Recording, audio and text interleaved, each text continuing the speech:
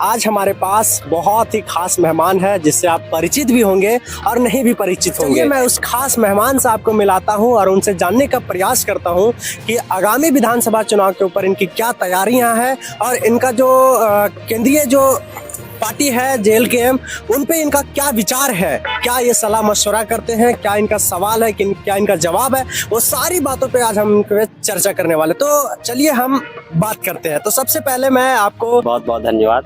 तो क्या इस बार विधानसभा चुनाव में क्या आप अपनी दावेदारी को मजबूत करने वाले हैं? बिल्कुल, ये जनता का प्यार है कि आज हमें एक संभावित उम्मीदवार के तौर पे नंबर 1 की लिस्ट में देख रही है।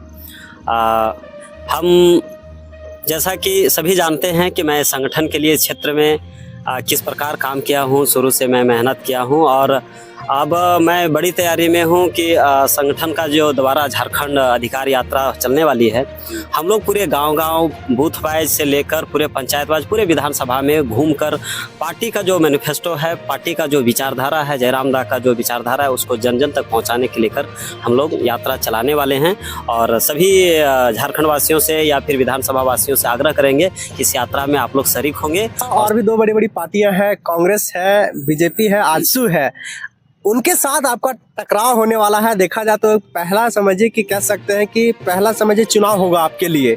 क्या उनके सामने आप फीका पड़ जाएंगे या फिर उनके ऊपर आपका पलड़ा भारी हो सकता है?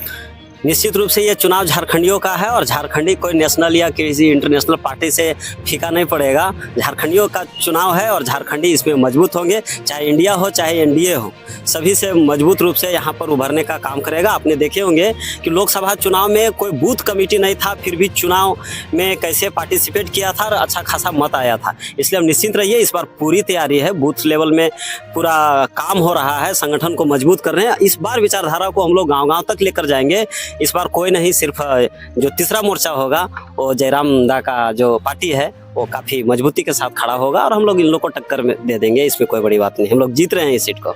चलिए, बड़कागांव विधानसभा में बहुत सारी समस्याएं हैं, अगर उनसे आप रूबरू नहीं होंगे तो मैं आपको रूबरू करवाता हूँ। विस्थापन, बेरोजगार, बिजली, स्वास्थ्य, बहुत अनेकों समस्याएं हैं।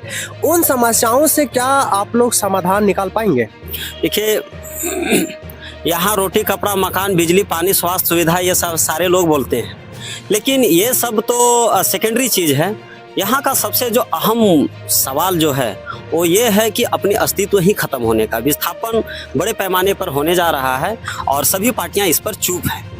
तो ऐसे में सबसे बड़ा सवाल ये है कि अगर विकास किसका होगा, जब अगर यहाँ के रैयत ही नहीं बचेंगे तो विकास किसका होगा? पहली प्राथमिकता होगी कि इन रैयतों को हम लोग को बचाया जाए, विस्थापन कैसे रोका जाए, कम से कम विस्थापन किए विकास का क्या रास्ता होगा, उस पर कोई बहस करने को तैयार नहीं है। और निश्चित रूप से हम लोग कहते हैं कि आज इतने कोल ब्लॉक उजाड़ने की जरूरत नहीं है। जिस बिजली बनाने के नाम पर या जिन कॉमर्शियल उपयोग के नाम पर जो क्षेत्र को विस्थापित करने का जो सवाल चल रहा है, बिल्कुल इसको एक तर्कसंगत बात करके और रोके जाने की जरूरत है, ताकि इतने लोगों को, पहले तो जो लोगों को उजाड़ दिया है, पहले उन लोगों को पुनर्वास किया है क्या? उन लोगों को आज भविष्य सुनिश्चित है क्या? आज बहुत ऐसे करोड़ों लोग हैं जिसको विस्थापित किया गया, उनके पास कोई पहचान नहीं है।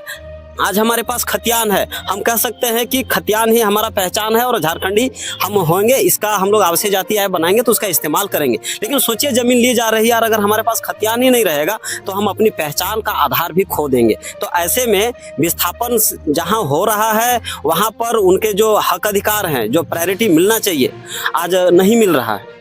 आप देख रहे हैं कि उद्योग यहाँ खुल रहा है और पता चला आंध्र प्रदेश की कंपनी को यहाँ पर ट्रांसपोर्टिंग का काम मिल रहा है, उद्योग यहाँ खुल रहा है और तमाम तरह के ठेकेदारी काम बाहरी स्टेट के लोगों को मिल रहा है।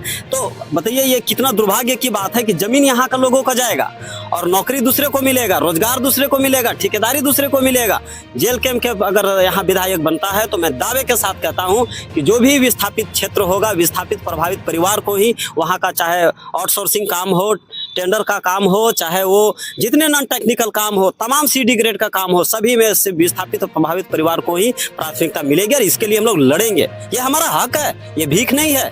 हमने जमीन दिया है तब वो खदान खुला है, जमीन दिया है तब वो उद्योग चल रहा है, और जमीन देने वाला ही होशिये में चला जाएगा और उसको ड्राइवर खलासी के लिए पता चलेगा 10-20-50 हजार का चढ़ावा चढ़ाना पड़े। ये तो दुर्भाग्य की सवाल है। ऐसे ऐसे यहाँ हमारे प्रतिनिधि लोग हैं। तो देखिए, हमारे इस क्षेत्र का अगर दुर्भाग्य हो रहा है तो हमारे कई लोगों का बहुत बड़ा योगदान है। अभी देखिए, पूर्व कृषि मंत्री ने परसों नरसों दिन जो स्टेटमेंट दिया, उसने ये कहा कि देखो बहुत आंदोलन करता है, बादम में अभी मार के भगा दिया ना, इस तरह का स्टेटमेंट दिया है। अरे हम तो चाहते हैं कि कंपनी खुले, ये उनका बयान है।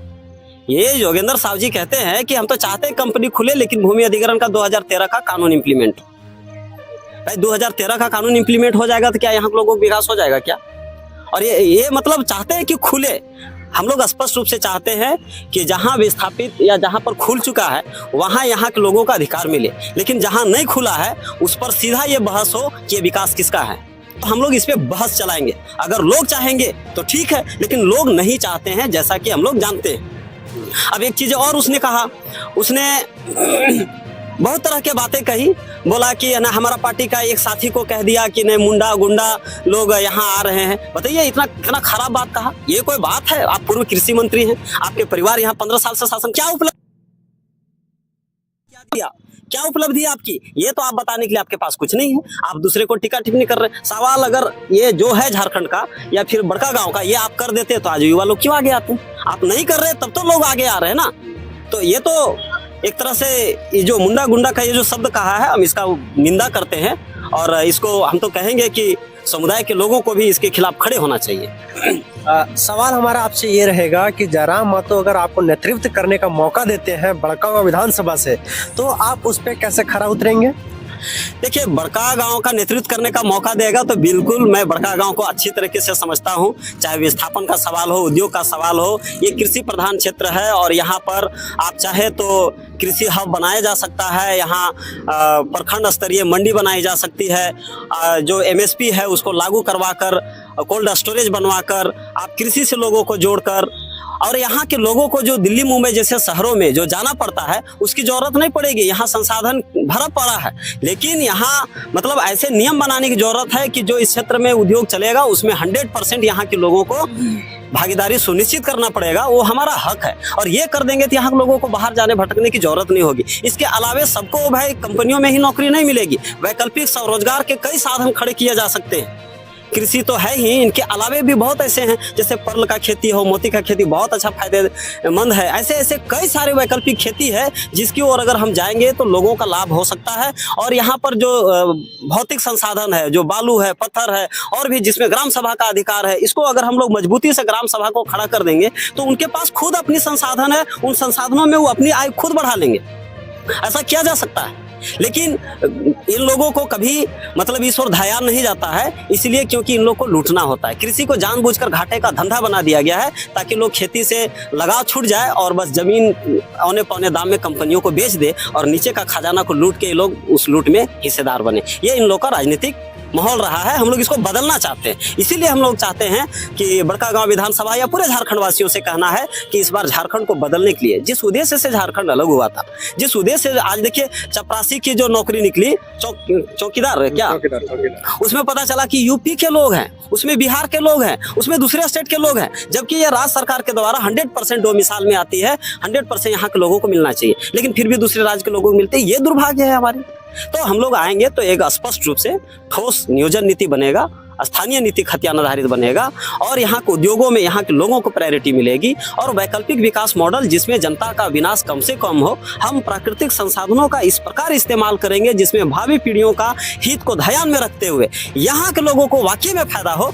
ऐसे वैकल्पिक जन विकास की ओर हम लोग आगे बढ़ेंगे और बिना उजाड़े विकास हो सकता है, बिल्कुल ये संभव है। बस है कि एक ईमानदार और मजबूत और एक संघर्षशील, एक अच्छे बेहतर नेतृत्व की जरूरत है और जेलकेम से ऐसा नेतृत्व इस बार मिलने वाला है। निश्चित रूप से बड़कागांव की जनता इस बार बदलाव के लिए तैयार खड़ी है। इस बार आप देख रहे हैं कि कोई 15 साल से पक्ष में है, कोई 15 साल से विपक्ष है। ये 15 साल सराप है। आप देखते आए हैं कि हर 15 साल में यहाँ पार्टियों बदली है, विधायक बदले हैं। निश्चित रूप से एक बार पक्ष विपक्ष सब बदलेगा और एक बार नया जेएलकेएम को मौका मिलने वाला है और यहाँ से हम लोग जीतने वाले हैं। और झारखंड के और ये जो बड़कागांव की गंभीर सवाल है इसको हम लोग ठीक करने का काम करेंगे हर एक मोर्चे पे। बड़कागांव के विधानसभा के जनता से आप क्या अपील करना चाहेंगे?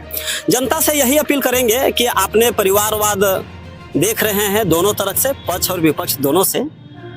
जहां एक और एनडीए है, एक और इंडिया है, ये दोनों से बाहर हटिए। ये राष्ट्रीय पार्टियों का जो गठबंधन है उससे आपका भला नहीं होगा। भला आपको, जैसे आप दक्षिण भारत में देखते हैं कि वहाँ की क्षेत्रीय पार्टियों को मजबूत किया जाता है, इस बार आप जो हैं से जयराम दा का ये जो तीसरा मोर्चा है जेलकेम का, इसको मजबूत कीजिए।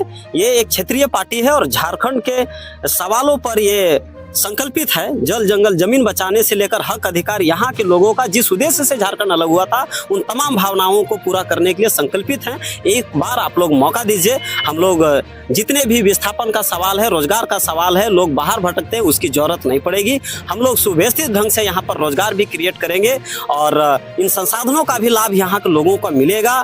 इसके लिए हम लोग उद्योग नीति पर हम लोग बहस भी करेंगे, संघर्ष भी करेंगे और वैकल्पिक विकास मॉडल के साथ साथ स्वरोजगार के तमाम साधन को जुटाएंगे। जहां तक रहा रोटी कपड़ा मकान शिक्षा स्वास्थ्य का, इन तमाम मुद्दे पर हम लोग मजबूती से काम करेंगे और ये सारे अधिकार जो झारखंड को होना चाहिए, सबसे बड़ी बात है हम लोग यहाँ के लोगों को पहचान देने का काम करेंगे। बहुत बहुत धन्यवाद। आप देखे होंगे कि जयराम महतो का एक वीडियो वायरल हो रहा है जिसमें भी आप लोगों ने सुना कि बड़कागांव विधानसभा से अगर मुझे मौका मिलती है, मुझे नेतृत्व करने का अगर मौका जयराम महतो देते हैं तो मैं उस पर खरा उतरूंगा और यहाँ की जो सबसे बड़ी समस्या है विस्थापन की समस्या, उससे मैं लोगों को निजात दिलाऊंगा। तो हमारे साथ जुड़े रहें इसी तरह के खबरों के लिए। मैं यशवंत कुमार, धन्यवाद। ठीक है।